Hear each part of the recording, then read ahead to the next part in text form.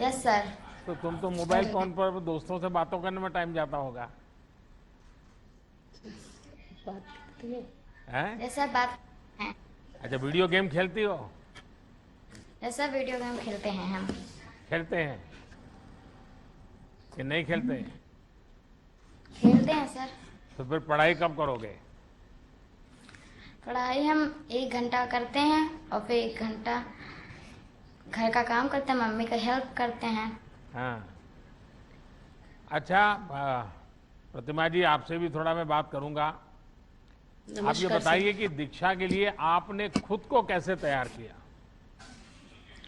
Sir, दीक्षा portal बहुत ही उपयोगी है। हम तो 2018 से इसका इस्तेमाल कर रहे थे, लेकिन अभी पेंडेमिक में जब sir face to face classes नहीं हो पा रही है, उस वक्त दीक्षा पे 1,62,000 तरह तरह के जो कंटेंट्स हैं वो हमें बच्चों के साथ साझा करने में बहुत ज़्यादा आराम मिल रहा था, जिससे बच्चे इंटरैक्टिव फॉर्म में वीडियोस को देख करके। सबसे बड़ी बात सर ये है कि हम देश के किसी भी कोने में इसका इस्तेमाल कर सकते हैं। अगर नेटवर्क नहीं है तो डाउनलोड भी कर सकते हैं कंटेंट्स को। और जो कंटेंट्स हैं वो कई वैरायटी के हैं, उसमें क्वेश्चंस भी हैं, उसमें ऑडियो वीडियोस भी हैं, जो कि बच्चों को कार्टून्स वगैरह बहुत अच्छे लगते हैं। क्योंकि हमारे राज्य में पहले से इसकी तैयारी थी, हमारी पाठ्य पुस्तकों पे क्यूआर कोड प्रति पाठ लगा हुआ है। और जैसे ही अगर किसी बच्चे को लिंक नहीं मिली, जैसे इस बच्चे के पास मोबाइल है, उसने लिंक यूज किया, तो अगर नहीं मिली तो वो पाठ्य पुस्तक से वो क्यूआर कोड स्कैन करके कंटेंट को देख सकते हैं। जब इसमें कुछ बेसिक टेक्नोलॉजी की भी जानकारी भी जरूरी है। क्या कुछ टीचर्स को इसमें समस्याएं भी आती होगी? क्या हर एक को जी तो सर। टेक्नोलॉजी का स्वभाव नहीं होता है। जी सर, असल में दीक्षा पे 3200 कोर्सेज हैं जो टीचर्स कर सकते हैं। मैंने खुद 100 कोर्सेज पिछले एक पेंडेमिक में कंप्लीट किए हैं, मोर देन 100। यहाँ पे एक लर्नर पासबुक एक बनी है। 100 कोर्स करने में कितना टाइम गया आपका? सर, टाइम तो वो दीक्षा पोर्टल के मैट्रिक्स में से पता चल पाएगा, लेकिन पिछले 1 सालों में मैंने इतने सारे कोर्सेज किए हैं। और उस पे एक सर सर्टिफिकेशन फैक्टर जो है वो बहुत टीचर्स को मोटिवेट करता है, ये अभी नया ऐड हुआ है। और लर्नर पासबुक में हमारे सारे सर्टिफिकेट्स दीक्षा पोर्टल पे स्वतः सुरक्षित रहते हैं। जैसे अगर आप कहेंगे तो मैं अभी मेरे जितने कोर्सेज हैं उनका सर्टिफिकेट्स ऐसे दिखा सकती हूँ। और जो प्रॉब्लम आती है दीक्षा पोर्टल पे, एक हेल्प और सपोर्ट के लिए पहले से बना हुआ है। तो हमें कुछ नहीं करना है, साइड में एक ऐप आता है हेल्प, उसको क्लिक करना है और हम अपना जैसे ही कंप्लेंट दर्ज करते हैं, दीक्षा से वापस हमारे लिए एक टिकट जनरेट होकर के हमारे पास मैसेज आ जाता है कि आपकी समस्या का समाधान किया जाएगा। फिर वो हमें कांटेक्ट करते हैं। आप सब अनुभव कर रहे हैं कि शिक्षा का डिजिटल होना आज एक प्रकार से समय की मांग है। कोरोना ने इस परिवर्तन को थोड़ा तेज भी कर दिया है और दीक्षा जैसे अनेक प्लेटफॉर्म तैयार करके ये सुनिश्चित किया जा रहा है कि ऑनलाइन के साथ साथ ऑफलाइन भी पढ़ाई को बेहतर बनाया जा सके। अब तो कोशिश ये है कि गांव-गांव में अच्छी और सस्ती इंटरनेट कनेक्टिविटी मिले, सस्ते मोबाइल और दूसरे माध्यम उपलब्ध हो, ताकि गरीब से गरीब का बच्चा भी अपनी सुविधा के हिसाब से अच्छी पढ़ाई कर पाए। मुझे अच्छा लगा प्रतिमा जी और सुहानी, आप सबको बहुत शुभकामनाएं। धन्यवाद thank you sir. Sir. Sir, अब हम इनाम स्कीम की ओर चलेंगे, जिसके तहत किसान अपनी फसल की उपज को सीधे ऑनलाइन बेच सकते हैं। इस योजना के लाभार्थी श्री प्रहलाद जी हमारे साथ हिंगोली, महाराष्ट्र से जुड़ रहे हैं। प्रहलाद जी नमस्ते। नमस्ते सर। प्रहलाद जी, सर, मुझे बताया अभी गया कि आपको इनाम योजना का बहुत लाभ मिला है, इसके बारे में हाँ जरा सर। विस्तार से बताइए। हाँ सर, मेरा नाम प्रहलाद रामराव बोरगढ़ है। मैं सातेफल गांव, तालुका बसमत, जिला हिंगोली, महाराष्ट्र से हूँ। और ये जो इनाम का प्लेटफॉर्म है, इसका हमने 2018 से काम इसमें चालू किया। और इसमें हमारे जैसे जो किसान हैं और भी छोटे छोटे किसान हैं, वो अपना जो फसल है वो इनाम के माध्यम से अच्छी तरह से बेच पा रहे हैं। और इसका जो मूल्य है वो भी ज़्यादा अच्छा मिल रहा है। पहले जो मार्केट का सिस्टम था उससे ये बहुत लाभकारी साबित हुआ है। और इससे पेमेंट भी अच्छी तरह से जल्दी मिलता है, उसमें गतिमानता भी बहुत है। हमारे मंडी में पूरे दिन भर 1000 से लेकर 2000 तक की बोरी बेची जाती थी, लेकिन अभी इनाम के माध्यम से लगभग 2 घंटे में 4000-5000 बोरी का भी ऑक्शन हो रहा है। और इसकी जो गतिमानता है कि काटा भी फास्ट हो रहा है, पेमेंट भी तुरंत मिल रहा है और पारदर्शिता भी है। अभी कोविड-19 के समय देखा जाए तो पूरा ऑल इंडिया लॉकडाउन था, फिर भी हमारे किसानों को माल बेचने में कठिनाई नहीं आई। उस टाइम भी और पारदर्शिता भी उनको मिली, किसान भी वहाँ पे नहीं आया, खाली माल भेजा उन्होंने। जो भी रेट लेगा वो उसको मोबाइल एप्लीकेशन के माध्यम से उसको सीधा उसको रेट का पता चला। बायर को भी अच्छा माल मिल रहा था, उसको भी खरीदारी के लिए आसान गया। और लगभग जो कोविड-19 के समय हमने जो माल बेचा वो पूरे साल में भी वो रेट किसान को नहीं मिल पाया, इसलिए हमारे किसान भी इससे बहुत खुश है। और ये इसका लाभ हमने अच्छी तरह से उठाया। हम चाहते हैं इसको बहुत अच्छी तरह से बढ़ावा मिले और किसानों को उससे लाभ मिले। प्रहलाद जी, इसके दरमियान आपको मंडी तो जाना नहीं पड़ता होगा? सर, इससे जो एफपीओ मॉडल कोविड-19 के समय लाया गया, तो इससे हमें मंडी में भी जाने की जरूरत नहीं पड़ी। और हमारी ही सूर्या फार्मर प्रोड्यूसर कंपनी का हमने जो ग्रुप बनाया, तो उस प्लेटफॉर्म में खुद जो खरीदार है वो हमारे यहाँ पे आए, उन्होंने वहाँ से ही टेंडर भरा, ऑनलाइन कुछ लोगों ने टेंडर भरा और उससे वो माल खरीदा। इसलिए ना हमारे किसानों को कहीं जाने की जरूरत पड़ी, ना ही हमें कहीं जाना पड़ा और अच्छा रेट मिला। ये बहुत लाभकारी रहा, क्योंकि ट्रांसपोर्टेशन भी घटा और कहीं माल के पास अटक पड़ने की भी जरूरत नहीं पड़ी। कहीं लॉकडाउन में पुलिस की भी दिक्कत कहीं भी नहीं आई हमें। प्रहलाद जी, आपको सुनकर के मुझे इतना अच्छा लगा और इतने कॉन्फिडेंस के साथ, और आप पूरी तरह अनुभव की वाणी बता रहे थे। मुझे विश्वास है कि देश भर के किसान आपके मुंह से ये बात सुनेंगे तो उनका भी इनाम के प्रति, इस टेक्नोलॉजिकल व्यवस्था के प्रति बड़ा भरोसा बढ़ेगा। और इनाम को बनाया ही इसीलिए है ताकि किसान अपने घर से पूरे देश की मंडियों के साथ सौदा कर सके, जहां उपज के ज़्यादा दाम है वहां अपनी उपज बेच सके। किसान हो या व्यापारी, इससे लोग अब बड़ी संख्या में जुड़ रहे हैं। मेरा आपसे आग्रह है कि अपने अनुभवों को ज़्यादा से ज़्यादा किसानों तक पहुंचाइए, और जो लाभ आपको मिला है वो देश के हर कोने में किसानों को मिले, इसकी चिंता आप जरूर करें। और मुझे विश्वास है कि आप जिस कॉन्फिडेंस से बोल रहे हैं, आप पक्का लोगों को बताएंगे। बहुत बहुत धन्यवाद। धन्यवाद सर। ई संजीवनी स्वास्थ्य एवं परिवार कल्याण मंत्रालय की ऑनलाइन ओपीडी सेवा है सर। इसके लाभार्थी श्री शुभम जी और उनकी दादी माँ श्रीमती कांति देवी जी और उनके डॉक्टर श्री भूपेंद्र सिंह जी अपने अनुभवों के बारे में हमें बताएंगे। श्री शुभम जी और उनकी दादी माँ ईस्ट चंपारण बिहार से हमारे साथ जुड़ रहे हैं, जो कि नेपाल बॉर्डर के पास में है। और डॉक्टर भूपेंद्र सिंह हमारे साथ जुड़ रहे हैं लखनऊ से। शुभम जी नमस्कार। नमस्कार सर। आपकी माता जी को प्रणाम। जी sir. Shubham ji, digital India का ये जो मैं आज विषय ले रहा हूं, मैं आपसे जानना चाहूंगा कि आपको क्या फायदा हुआ, क्योंकि आप तो बिहार की सीमा पर, एकदम नेपाल की सीमा पर छोटे से गांव में बसे हैं। जी सर, इसके बहुत सारे फायदे हुए। एक तो सर ये हुआ कि हमें आने जाने के झंझट से मुक्ति हो गया, और दूसरा कि जो जाने आने में खर्च होते हैं वो खर्च भी हमारे बच गए।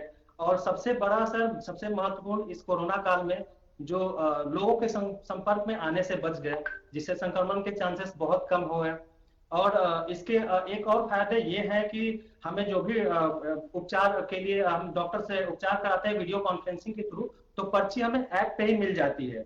और एक फायदे और है सर इसके कि जो भी बड़े बड़े स्पेशलिस्ट डॉक्टर है जो अवेलेबल नहीं होते हैं, ऑफलाइन, तो उन्हें हम ऑनलाइन ई संजीवनी ऐप के माध्यम से कनेक्ट कर सकते हैं सर। नहीं तो आपने अ, किस योजना का सबसे ज्यादा इसमें लाभ लिया है डिजिटल इंडिया में?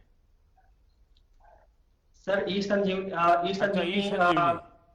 अच्छा, जी सर। शुभम जी, जी ई संजीवनी तो एक टेक्नोलॉजी आधारित प्लेटफॉर्म है। जी सर। चंपारण के दूर सुदूर के इलाके में टेक्नोलॉजी से जुड़ी समस्या तो आपको भी आई होगी। आप इतने दूर जी छोटे से गांव में रहते हैं, जी तो आपको टेक्नोलॉजिकल प्रॉब्लम आते थे? सर, अभी तक तो कोई प्रॉब्लम नहीं आई सर। यहाँ तक इंटरनेट कनेक्टिविटी बहुत अच्छी है और हम गांव से ही एक्सेस कर पाते हैं सर। तो अभी तक तो कोई दिक्कत नहीं आ रही सर, पहले से काफी इंप्रूवमेंट हुए इंटरनेट टेक्नोलॉजी से। आपको और आपकी दादी जी को जी ई संजीवनी का फायदा मिला, इसके जी लिए एक तो मेरी आपको शुभकामनाएं। और आप दादी माँ की जी इतनी सेवा कर रहे हैं, और दादी माँ को इस कठिनाई में लखनऊ ले जाना पड़ता तो कितनी दिक्कत जी होती, लेकिन वही काम आपको वहीं से हो रहा है। और मुझे जी बताया गया कि जो डॉक्टर आपकी दादी माँ की सेवा कर रहे हैं वो अभी लखनऊ में जी है और लखनऊ में जी हमसे जुड़ रहे हैं। तो मैं डॉक्टर भूपेंद्र जी से बात करना चाहूँगा। डॉक्टर भूपेंद्र, सबसे पहले तो आपको और आपके सभी साथियों को नेशनल डॉक्टर्स डे की बहुत बहुत शुभकामनाएं। सर कोरोना के बहुत इस बहुत काल में आप सभी बहुत बहुत डॉक्टर्स धन्यवाद। ने मानवता की बहुत बड़ी सेवा की है। भूपेंद्र जी, बताइए कि ई संजीवनी जैसे टेलीमेडिसिन के जो इनिशिएटिव हैं उनको लेकर आपका अनुभव कैसा है? और ये शुभम तो बहुत खुश हैं क्योंकि ये एकदम नेपाल की बॉर्डर पे उनकी माताजी की आप सेवा कर रहे हैं, उनकी मदद कर रहे हैं। सर हमें भी बहुत इस बात की खुशी है। 1.5-2 साल पहले जब कोविड का दौर आया सर, तो हमें लगा कि शायद हम उन बुजुर्ग मरीजों की सेवा नहीं कर पाएंगे जो दूर दराज के इलाके में रहते हैं, जहाँ पर स्वास्थ्य सुविधाएं बहुत अच्छी नहीं है और वहाँ से हॉस्पिटल तक आने में उनको समस्याएं होंगी। लेकिन डिजिटल मीडिया के माध्यम से और ये इस संजीवनी के माध्यम से हम अपने ऐसे बुजुर्ग मरीजों को भी देख पा रहे हैं सर, जो दूसरे प्रदेश में भी रहते हैं। जैसे शुभम जी दूसरे प्रदेश में रहते हैं, बिहार के रहने वाले हैं, और ऐसे ही लखनऊ से जुड़े हुए ऐसे बहुत सारे डिस्ट्रिक्ट हैं जहाँ के मरीज हमारे पास ऐसे डायरेक्टली नहीं आ पा रहे, उनको भी हम सर इस संजीवनी के माध्यम से देख पा रहे हैं। पहले ये लगता था सर कि फेस टू फेस अगर हम किसी मरीज से बात नहीं करेंगे तो शायद उतना अच्छा उनका इलाज हम नहीं कर सकते, लेकिन इस संजीवनी शायद मुझे लगता है उसका एक बेहतर अल्टरनेटिव है। जैसे अभी हम आपको देख पा रहे हैं, आपसे बात कर पा रहे हैं, आपकी भावनाओं को दिल से समझ पा रहे हैं, ऐसे ही हम उन बुजुर्ग मरीजों को भी बिल्कुल स्पष्ट देख पाते हैं, उनकी भावनाओं को समझ पाते हैं, उनके व्यवहार को देख पाते हैं, उनके घर वाले के भावनाओं को भी बेहतर तरीके से समझ पाते हैं और उनका फिर इलाज करते हैं सर। इस संजीवनी में सर 2-3 बातें और बहुत अच्छी हैं जो हमें बहुत प्रभावित करती हैं। इस संजीवनी में सर पुराने रिकॉर्ड्स अपलोड करने का भी एक ऑप्शन है। तो जब कभी मरीज कहीं और दिखाया हुआ होता है और पहली बार हमारे साथ इंटरेक्ट करता है तो अपने पुराने रिकॉर्ड्स को उसमें अपलोड कर देता है। तो हम कंसल्टेशन के दौरान ही, मरीज से बातचीत करने के दौरान ही उन रिकॉर्ड्स को रिव्यू कर लिया करते हैं। तो इससे हमें आसानी होती है मरीज को पुराने रिकॉर्ड को देखकर सलाह देने की। दूसरा सर एक बहुत इंपॉर्टेंट बात है सर इसमें, जो मानसिक रोगी होते हैं सर, तो मानसिक रोगियों की जो दवाइयाँ होती हैं सर जनरली बिना प्रिस्क्रिप्शन के नहीं मिलती हैं। तो कई बार मरीजों की शिकायत होती है, डॉक्टर साहब बिना प्रिस्क्रिप्शन दवा नहीं मिल रही है, दवा बंद हो गई, मरीज फिर से बीमार हो गया। इस संजीवनी में हमने देखा सर कि प्रिस्क्रिप्शन बहुत आसानी से जनरेट हो जाता है और हमारे हजारों मरीजों की कंप्लेंट्स होती हैं कि प्रिस्क्रिप्शन अवेलेबल नहीं है, उनकी शिकायतें समाप्त हो गई सर। ये बहुत अच्छी बात है सर। देखिए, कोरोना काल में देश ने ये सुनिश्चित किया है कि अस्पतालों में जब दूसरी बीमारियों का इलाज संभव नहीं था तो टेलीमेडिसिन को तेजी से अपनाया जा सके। लाखों लोगों ने इसका लाभ लिया है।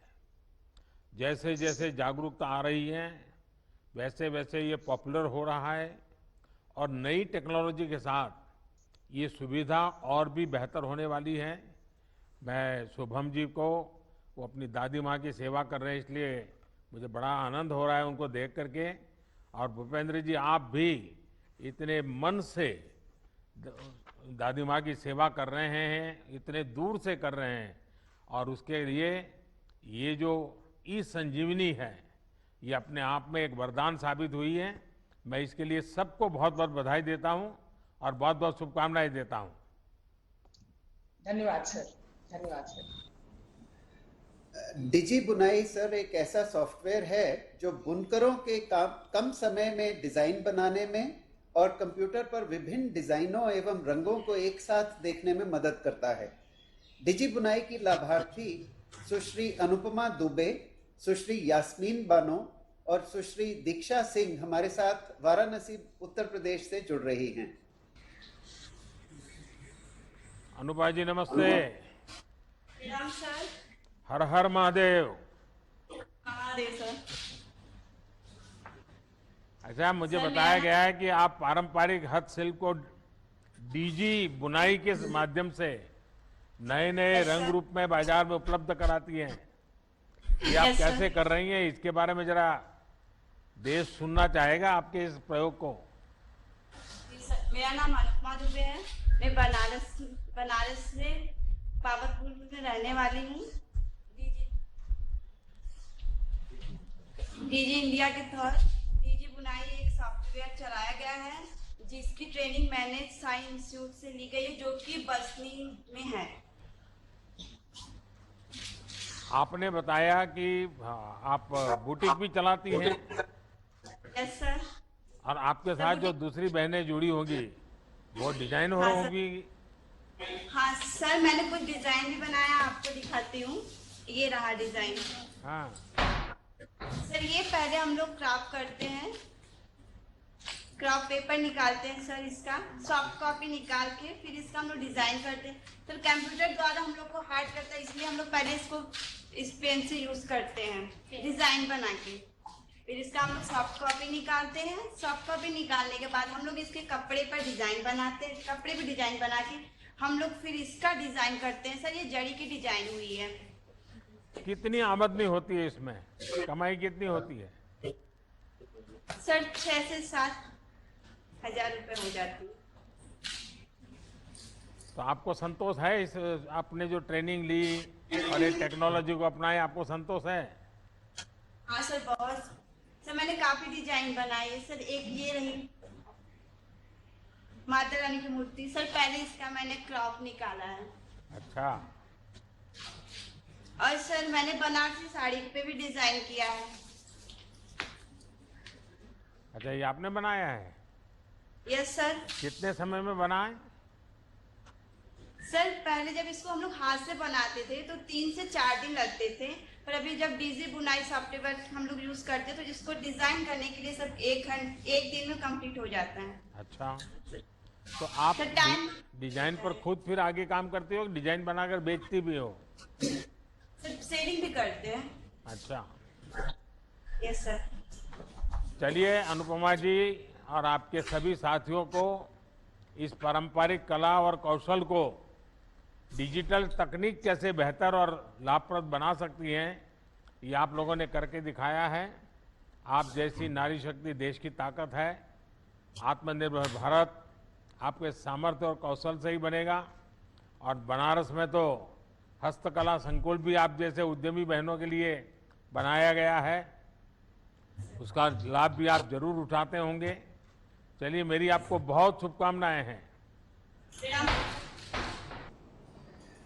अब बारी है one nation one ration card scheme की, जिसके अंतर्गत पात्रता के आधार पर देश में कहीं भी राशन लेने की सुविधा मिलती है। इस स्कीम के लाभार्थी श्री हरिराम जी देहरादून उत्तराखंड से हमारे साथ बात करेंगे। नमस्कार जी। नमस्ते। नमस्कार आदरणीय प्रधानमंत्री जी। मैं देवभूमि उत्तराखंड के देहरादून में रह रहा हूं और अपना यहाँ पर one nation one ration card के योजना से मुझे यहाँ पर राशन कार्ड पे राशन उपलब्ध हो रहा है। तो आप मूल कहाँ से हैं हरिराम जी? सर मेरा राशन कार्ड यूपी हरदोई से बना है और मैं वहाँ पर भी राशन प्राप्त कर पा रहा हूँ और यहाँ पर भी मिल रहा है। और इससे हमें काफ़ी अच्छा लाभ हो रहा है।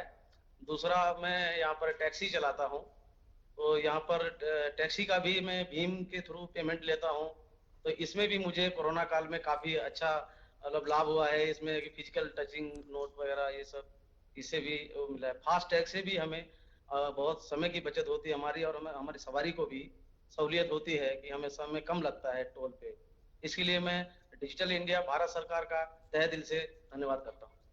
हरिराम जी, आप तो स्वयं भी one nation one ration card का बराबर इस्तेमाल किया, कहाँ हरदोई और कहाँ देहरादून, और आप टैक्सी चलाते हैं, लेकिन इस व्यवस्था का आपने फायदा उठाया और one nation one ration card योजना आप नई आई थी तब तो आपको परेशानी रहती होगी। जी सर, बिल्कुल शुरू में हुई थी। बाद में यहाँ से हमने संपर्क किया, यहाँ के जो लोकल अधिकारी उन्होंने हमें बहुत अच्छे से गाइड किया।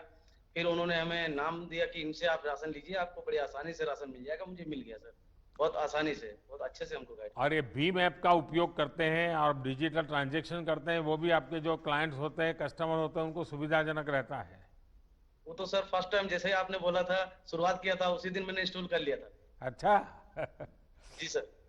तो हरिराम जी, आप तो बिल्कुल टेक्नो सेवी हैं, और one nation one ration card, उसके साथ साथ भीम ऐप, और पहले दिन से आप भीम ऐप का उपयोग करके इस काम को कर रहे हैं।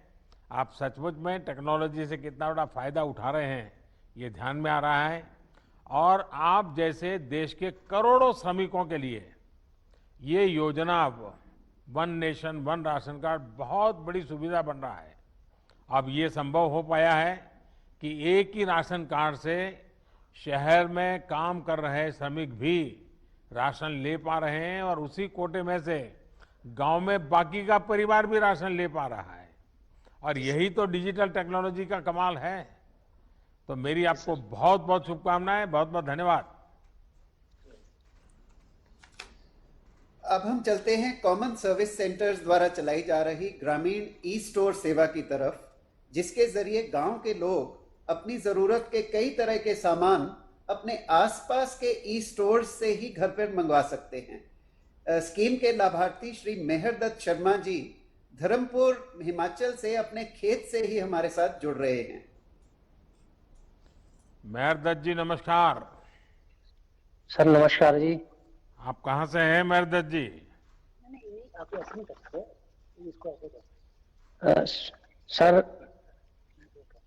सर मेरा नाम मेहरदत्त, मैं ग्राम बसावल, तहसील कसौली, जिला सोलन, हिमाचल प्रदेश का एक किसान हूँ। और आप किसान किस चीज की खेती करते हैं मेहरदत्त जी? किसकी खेती करते हैं? मशरूम की? सर टमाटर, शिमला मिर्च, और हमारा अदरक हो गया सर, और भिंडी वगैरह ये सारी। अभी टमाटर खेत में खड़ा हो सर मैं। तो आपको डिजिटल इंडिया से कैसे लाभ मिला है? सर हमें डिजिटल इंडिया से, जैसे हमारे जो पंचायत में ग्रामीण ई स्टोर खुला, तो खासकर लॉकडाउन के टाइम में, तो उस समय हमें बाजार में बड़ी मुश्किल हो रही थी सामान ले आने के लिए, जो हमें काफी महंगे इसमें मिलता था। तो हमें जैसे ही ग्रामीण ई स्टोर, CSC ग्रामीण ई स्टोर का पता चला, तो उन्होंने हमें घर बैठे ही और उचित मूल्य पे और मतलब सही क्वालिटी का घर पहुंचे सारा सामान भेजा सर, जैसे कि गऊ के लिए आपका खल, चोकर इत्यादि, और हमारा आटा, बेसन वगैरह सारा कुछ। मैं और अच्छा लगा कि कॉमन सर्विस सेंटर से ई स्टोर जैसी सुविधाओं से पहाड़ी क्षेत्रों को मदद मिल रही है। आपके अलावा आपके गांव के दूसरे लोग भी इस सुविधा का उपयोग कर रहे हैं या नहीं कर रहे हैं? हाँ जी सर, हमारी जो पंचायत है हांजी मातला धर्मपुर के साथ, तो उसमें मैक्सिमम सारे लोग जुड़ चुके हैं सर। जो हमारे मतलब गाड़ी आते हैं, तो जैसे और उनको GPay के द्वारा हम ग्रामीण ई स्टोर के लिए जो पेमेंट कर देते हैं, हमें पैसे देने की भी जरूरत नहीं पड़ती ऐसे नगद कैश। चलिए, इंटरनेट का लाभ उनको भी मिले जिनके पास मोबाइल फोन या कंप्यूटर नहीं है। इसके लिए कॉमन सर्विस सेंटर बनाए जा रहे हैं। बहुत ही हाँ कम जी, हाँ समय सर, में देश भर में लाखों ऐसे सेंटर्स का नेटवर्क खड़ा किया गया है। ये सेंटर अच्छा। आज ग्रामीणों को सरकार की अन्य योजनाओं का लाभ भी दिला रहे हैं और गांव के युवाओं को रोजगार भी दे रहे हैं। चलिए, मेरी तरफ से आपको बहुत शुभकामनाएं हैं। सर, अगली स्कीम है प्रधानमंत्री स्वनिधि योजना। इसके अंतर्गत आसान दरों पर कामकाज के लिए स्ट्रीट वेंडर्स को लोन की सुविधा है, जो कि कम ब्याज पर मिलती है। इस स्कीम की लाभार्थी श्रीमती नाजमीन शाह उज्जैन मध्य प्रदेश से हमारे साथ जुड़ रही हैं। नाजमीन जी नमस्ते। माननीय प्रधानमंत्री जी नमस्ते। नाजमीन जी, मुझे बताया गया कि आपको पीएम स्वनिधि का लाभ मिला है। आपको पहले कभी इस प्रकार की मदद मिली थी क्या, और इससे आपको फायदा क्या हुआ? सर, लॉकडाउन के कारण हमारी आर्थिक स्थिति काफी कमजोर हो गई थी। जो बचत थी सर हमारी, वो भी सब खर्च हो गई थी। सर, मेरे जो मिस्टर है वो कार मैकेनिक है सर, और हमारे पास कुछ भी नहीं था सर। तो मुझे अखबार के माध्यम से सर स्वनिधि योजना के बारे में पता चला। सर, मैंने एमपी ऑनलाइन पर जाकर ऑनलाइन आवेदन किया। उन्होंने वो आवेदन बैंक पहुंचाया, और बैंक से मुझे सर कॉल आया साइन करने के लिए, और बैंक और नगर निगम के प्रयासों के द्वारा सर मुझे आसानी से 10,000 का ऋण उपलब्ध हो गया। सर, मैं वो 10,000 का ऋण चुका चुकी हूँ। मुझे 20,000 का भी ऋण प्राप्त हो गया है सर। राज्य शासन के द्वारा सर आपने जो 1,000 रुपए की राशि दी थी सर, वो भी मुझे प्राप्त हो चुकी है सर। नगर निगम के द्वारा सर मुझे फोन पे पेटीएम अकाउंट मिला था सर, और क्यूआर कोड मिला था सर, जिससे मैं आसानी से कैशलेस लेन देन कर सकती हूँ सर। सर, मैं काटा भी डिजिटल यूज करती हूँ सर, और काफी सहयोग मिलता है मुझे सभी का। अच्छा नाजमीन जी, पीएम स्वनिधि योजना का एक पहलू ये भी है कि इसमें डिजिटल पेमेंट को प्रोत्साहित किया जा रहा है। नाजमीन जी, आप भी कैशलेस पेमेंट लेती हैं या नकद में व्यापार करती है, कैसे करती हैं आप? नहीं सर, कैशलेस डिजिटल जमाना है सर, तो डिजिटलाइजेशन से ही सब पेमेंट किया जाता है सर। और क्यूआर सर, जो मेरे जो ग्राहक रहते हैं सर, मेरे पास क्यूआर कोड है सर, वो स्कैन करते हैं तो उनकी स्क्रीन पर सर मेरा अकाउंट नंबर आ जाता है, और वो स्कैन करने के बाद सर मेरे अकाउंट में पैसा आ जाता है। तो आप कैसे पेमेंट करती है, जरा पेमेंट दिखा सकती हो मुझे, कैसे करती है क्यूआर कोड का उपयोग? जी सर। हाँ, तो ये आपका क्यूआर कोड है सर?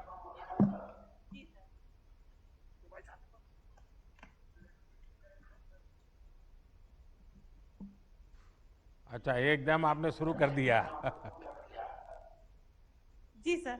हाँ, तो जी सर, मेरा फोन पे अकाउंट है सर। मैं जिस व्यक्ति से माल खरीदती हूँ मैं उसको ऑनलाइन ट्रांजेक्शन करती हूँ।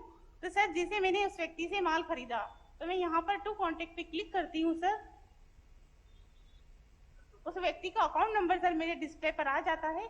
मैं वहां पर क्लिक करती हूँ सर, तो मुझे कुछ इस तरीका से स्क्रीन मिलती है सर।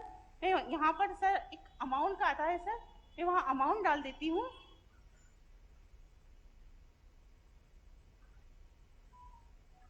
मुझे 1520 रुपए का पेमेंट करना है सर इस व्यक्ति को, और मैं फिर इसको सेंड कर देती हूँ। वाह, चलिए, आपको तो बिल्कुल एकदम फटाफट आप कारोबार कर लेती है। जी सर, मैं उसके बाद फिर पासवर्ड डालती हूँ।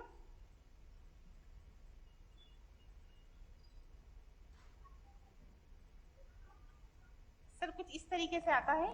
हाँ। और उसके पास मैसेज पहुंच जाता है सर। चलिए, बहुत आसान तरीके से आप चीज को कर रही हो। नाजमीन जी, हाँ, जनधन, आधार और मोबाइल की त्रिशक्ति आप जैसे सभी मेहनतकश लोग जो हैं उनको और सशक्त के लिए बनाई गई है। आप जैसे साथियों ने इस तकनीक को अपनाकर ये सिद्ध कर दिया है कि भारत सिर्फ टेक्नोलॉजी बनाता ही नहीं है, बल्कि हमारा गांव का व्यक्ति, गरीब व्यक्ति, मेहनतकश व्यक्ति ये भी बड़ी आसानी से उसको अपना लेता है और अपना करके कारोबार को आगे बढ़ाता है। मेरी आपको बहुत बहुत शुभकामनाएं। बहुत बहुत शुक्रिया। इस सूची में अंतिम स्कीम है बीपीओ प्रमोशन स्कीम, जिसका उद्देश्य युवाओं को रोजगार के अवसर प्रदान करना भी है और आईटीआईटीएस के क्षेत्र में इन्वेस्टमेंट को बढ़ावा देना है। स्कीम की लाभार्थी कुमारी वंडमाफी सियमलिए एक नॉलेज प्रोसेसिंग कंपनी की कर्मचारी हैं और शिलोंग मेघालय से हमारे साथ जुड़ रही हैं। Namaskar, sir. वंडमाफी, how are you? I'm fine, sir. I'm so excited to talk to you. हाँ, बताइए। I'm one of Mafi Semle. I belong to East Khasi Hills District, Shillong, Meghalaya. Because of the BPO, KPO was able to set up in Shillong branch, and I was able to transfer back to my hometown from Chennai, where I was working for 7 months.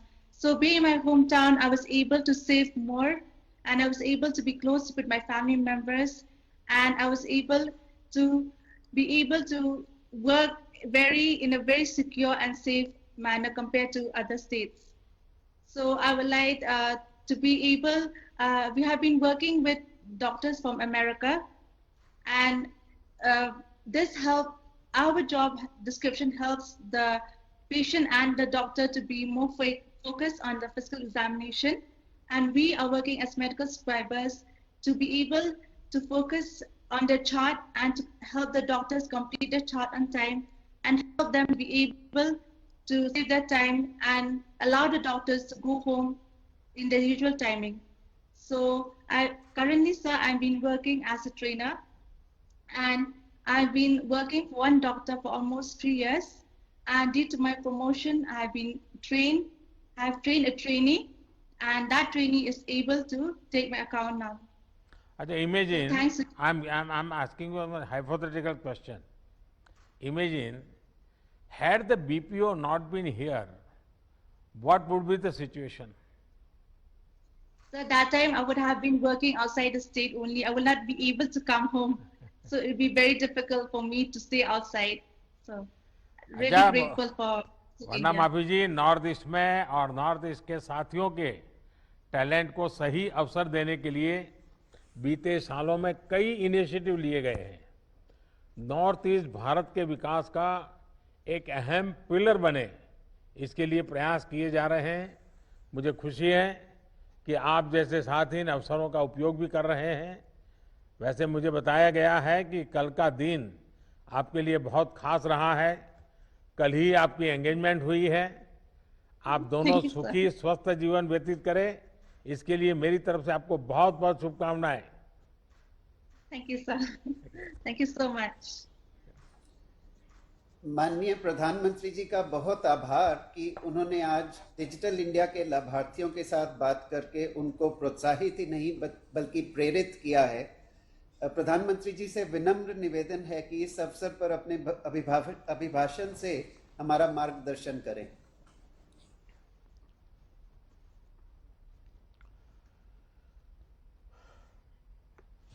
नमस्कार। केंद्रीय मंत्रिमंडल में मेरे सहयोगी श्री रविशंकर प्रसाद जी, श्रीमान संजय धोत्रे जी, digital India के अलग अलग इनिशिएटिव से जुड़े सभी मेरे साथियों, भाइयों और बहनों, डिजिटल इंडिया अभियान के 6 वर्ष पूरे होने पर आप सभी को बहुत बहुत शुभकामनाएं। आज का दिन भारत के सामर्थ्य, भारत के संकल्प और भविष्य की असीम संभावनाओं को समर्पित है। आज का दिन हमें ये याद दिला रहा है कि एक राष्ट्र के रूप में सिर्फ 5-6 वर्षों में हमने डिजिटल स्पेस में कितनी ऊंची छलांग लगाई है।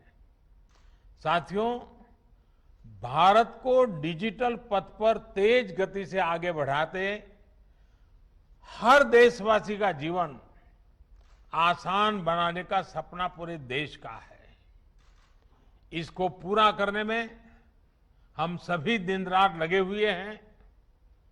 देश में आज एक तरफ इनोवेशन का जुनून है, तो दूसरी तरफ इनोवेशन को तेजी से एडप्ट करने का जज्बा भी है। और इसलिए डिजिटल इंडिया भारत का संकल्प है। डिजिटल इंडिया आत्मनिर्भर भारत की साधना है। डिजिटल इंडिया 21वीं सदी में सशक्त होते भारत का एक जयघोष है। साथियों, मिनिमम गवर्नमेंट मैक्सिमम गवर्नेंस के सिद्धांतों पर चलते हुए सरकार और जनता के बीच, सिस्टम और सुविधाओं के बीच, समस्याओं और सर्विस के बीच गैप कम करना, इनके बीच की मुश्किलें खत्म करना और जन सामान्य की सुविधा बढ़ाना इस समय की मांग रहा है। और इसलिए डिजिटल इंडिया सामान्य नागरिक को सुविधा और उनके एम्पावरमेंट का एक बहुत सशक्त माध्यम है। साथियों, डिजिटल इंडिया ने कैसे संभव किया है, इसका शानदार उदाहरण है डिजी लॉकर। स्कूल के सर्टिफिकेट, कॉलेज की डिग्री, ड्राइविंग लाइसेंस, पासपोर्ट, आधार या दूसरे दस्तावेजों को संभाल कर रखना हमेशा से लोगों के लिए बहुत बड़ी चिंता रहती है। कई बार बाढ़ में, भूकंप में, सुनामी में, कहीं आग लगने की वजह से लोगों के जरूरी पहचान पत्र नष्ट हो जाते हैं।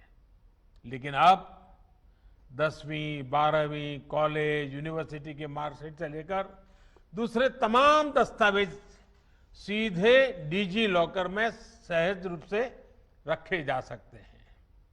अभी कोरोना के इस काल में कई शहरों के कॉलेज एडमिशन के लिए स्कूल सर्टिफिकेट्स का वेरिफिकेशन डिजी लॉकर की मदद से ही कर रहे हैं।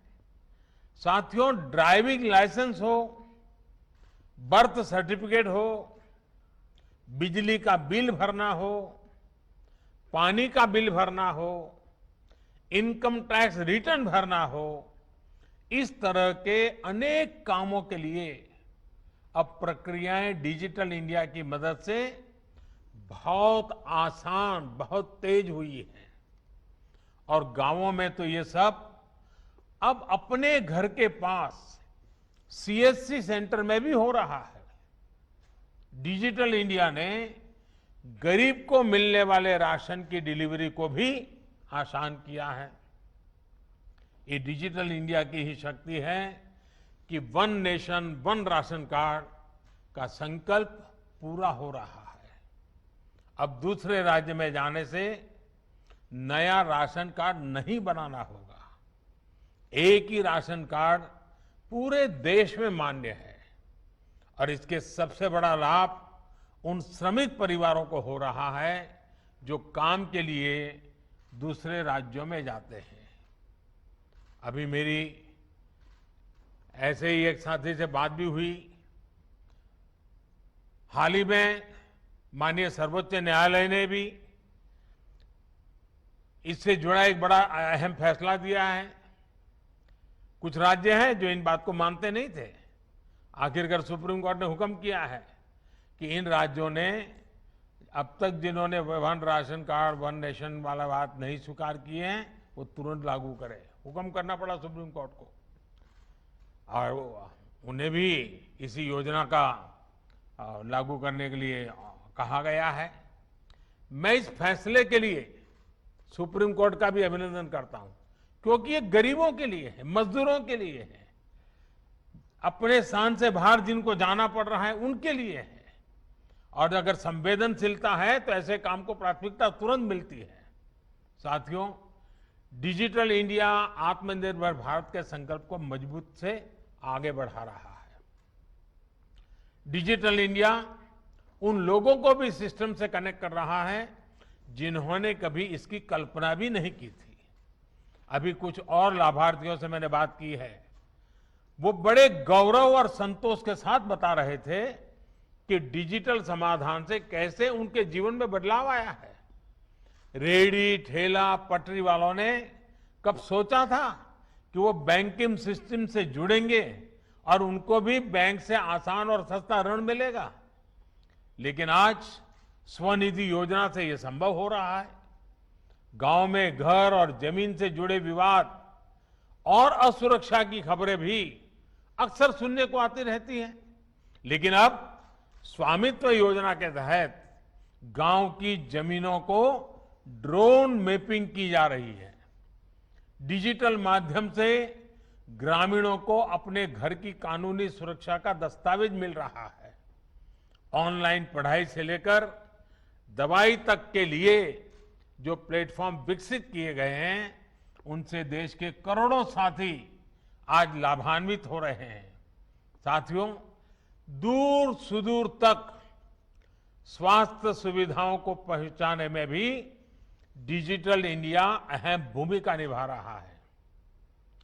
थोड़ी देर पहले बिहार के साथी ने मुझे बताया कि ई संजीवनी ने कैसे इस मुश्किल समय में घर बैठे ही उनकी दादी मां के स्वास्थ्य लाभ की चिंता की। सबको स्वास्थ्य सुविधा मिले, समय पर अच्छी सुविधा मिले, ये हमारी प्राथमिकता है। और इसके लिए नेशनल डिजिटल हेल्थ मिशन के तहत एक प्रभावी प्लेटफॉर्म पर भी काम चल रहा है। इस कोरोना काल में जो डिजिटल सॉल्यूशन भारत ने तैयार किए हैं, वो आज पूरी दुनिया में चर्चा का भी विषय है और आकर्षण का भी विषय है। दुनिया के सबसे बड़े डिजिटल कॉन्टैक्ट ट्रेसिंग ऐप में से एक आरोग्य सेतु का कोरोना संक्रमण को रोकने में बहुत मदद मिली है। टीकाकरण के लिए भारत के कोविन ऐप में भी आज अनेकों देश दिलचस्पी दिखा रहे हैं। वो चाहते हैं उनके देश में इस योजना का लाभ मिले। वैक्सीनेशन की प्रक्रिया के लिए ऐसा मॉनिटरिंग टूल होना हमारी तकनीकी कुशलता का प्रमाण है। साथियों, कोविड काल में ही हमने अनुभव किया कि डिजिटल इंडिया ने हमारे काम को कितना सरल बना दिया है। आज तो हम देखते हैं कि कोई पहाड़ों से, कोई गांवों में बने होम स्टे से अपना काम कर रहा है। कल्पना कीजिए, ये डिजिटल कनेक्ट नहीं होता तो कोरोना काल में क्या स्थिति होती। कुछ लोग डिजिटल इंडिया के प्रयासों को सिर्फ गरीब से जोड़कर देखते हैं, लेकिन इस अभियान ने मध्यम वर्ग और युवाओं की जिंदगी भी बदल दी है। और हमारे ये जो आजकल ये जो मिलेनियल्स हैं, अगर आज ये सारा दुनिया न होती, टेक्नोलॉजी न होती, तो उनका क्या हाल होता। बिना सस्ते स्मार्टफोन, सस्ते इंटरनेट और सस्ते डेटा के उनके डेली रूटीन में जमीन आसमान का अंतर होता। इसलिए मैं कहता हूं, डिजिटल इंडिया यानी सबको अवसर, सबको सुविधा, सबकी भागीदारी। डिजिटल इंडिया यानी सरकारी तंत्र तक हर किसी की पहुंच। डिजिटल इंडिया यानी पारदर्शी, भेदभाव रहित व्यवस्था और भ्रष्टाचार पर चोट। डिजिटल इंडिया यानी समय, श्रम और धन की बचत। डिजिटल इंडिया यानी तेजी से लाभ, पूरा लाभ। डिजिटल इंडिया यानी मिनिमम गवर्नमेंट, मैक्सिमम गवर्नेंस। साथियों, डिजिटल इंडिया अभियान की एक और खास बात रही है कि इसमें इंफ्रास्ट्रक्चर के स्केल और स्पीड दोनों पर बहुत बल दिया गया। देश के गांवों में करीब 2.5 लाख कॉमन सर्विस सेंटर ने इंटरनेट को वहां भी पहुंचाया जहां कभी ये बहुत मुश्किल माना जाता था। भारत नेट योजना के तहत गांव-गांव ब्रॉडबैंड इंटरनेट पहुंचाने के लिए मिशन मोड पर काम चल रहा है। पीएम वाणी योजना से देश भर में ऐसे एक्सेस पॉइंट बनाए जा रहे हैं जहां कम से कम कीमत में ब्रॉडबैंड वाईफाई इंटरनेट उपलब्ध हो सके। इससे विशेष रूप से हमारे गरीब परिवार के बच्चों को, युवा साथियों को ऑनलाइन शिक्षा के अवसरों से जोड़ने में मदद मिलेगी। अब तो कोशिश ये भी है कि देश में सस्ते टैबलेट्स और दूसरे डिजिटल डिवाइस उपलब्ध हो सके। इसके लिए देश और दुनिया की इलेक्ट्रॉनिक्स कंपनियों को पीएलआई स्कीम की सुविधा दी गई है। साथियों, आज भारत जितनी मजबूती के साथ दुनिया की अग्रणी डिजिटल इकोनॉमी में से एक बना है, वो हर भारतवासी के लिए गौरव का विषय है।